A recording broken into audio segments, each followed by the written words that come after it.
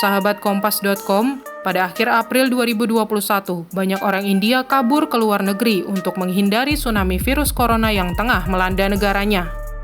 Indonesia menjadi salah satu negara tujuan mereka. Sebanyak 132 warga negara India masuk ke Indonesia dengan pesawat charter di Bandara Soekarno-Hatta. Sebagian besar dari WNA India itu memiliki kartu izin tinggal terbatas atau yang kerap disebut KITAS. Saat itu, belasan orang di antaranya dilaporkan terpapar COVID-19.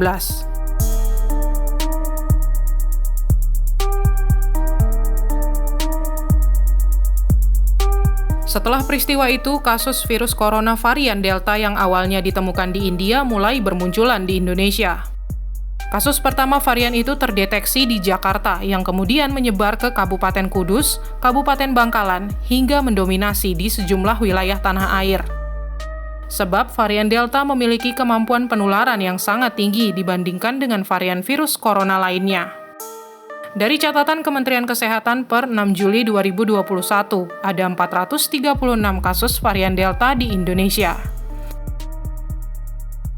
Ahli epidemiologi dari Griffith University Australia, Diki Budiman, mengatakan merebaknya varian Delta itu disebabkan oleh lemahnya pengawasan di setiap pintu masuk Indonesia.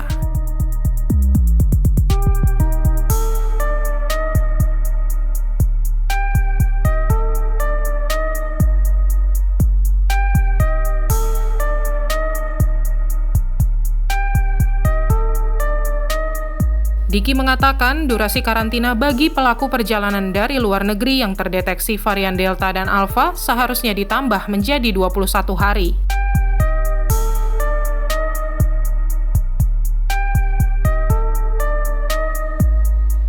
Ledakan kasus COVID-19 tengah melanda Indonesia sejak Juni 2021. Bahkan, setiap hari penambahan kasus baru terus melampaui angka harian tertinggi di hari sebelumnya. Pada Jumat 9 Juli 2021, kasus baru COVID-19 bertambah 38.124 dalam 24 jam terakhir. Diki Budiman mengatakan Indonesia harus bersiap menghadapi lonjakan kasus yang diperkirakan memuncak di Pulau Jawa sekitar pertengahan Juli 2021. Pemerintah diminta untuk mempercepat vaksinasi guna menekan jumlah dan risiko penularan. Jika tidak, Indonesia diprediksi mengalami hal buruk seperti yang terjadi di India dan Malaysia. Hal ini pernah diungkapkan oleh Wakil Presiden Ma'ruf Amin pada Juni lalu. Dan kalau kita tidak melakukan upaya-upaya mengintervensi, ya, ini bisa terjadi seperti di India, juga di Malaysia. Dan selama ini juga kita sudah merasakan sendiri akibatnya, yang tidak hanya juga berdampak pada kesehatan, tapi juga pada sosial, pada ekonomi, pada pendidikan, dan sektor-sektor yang lain.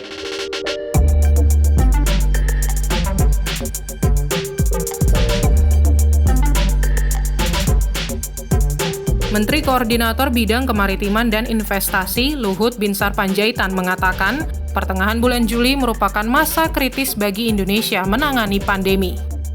Sebab kasus COVID-19 diprediksi akan terus meningkat dan melampaui 40.000 kasus baru dalam sehari.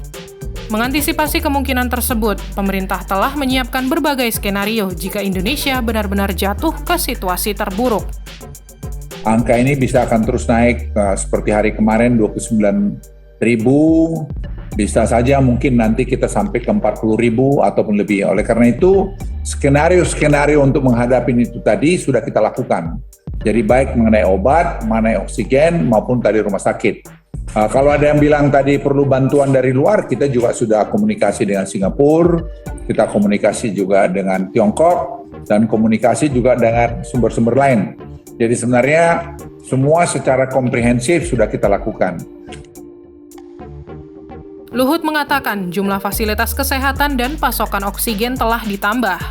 Dalam beberapa hari terakhir, pemerintah telah menambah stok oksigen dari berbagai wilayah seperti Morowali, Cilegon, dan Batam. Selain itu, pemerintah juga akan memastikan ketersediaan obat-obatan untuk pasien COVID-19.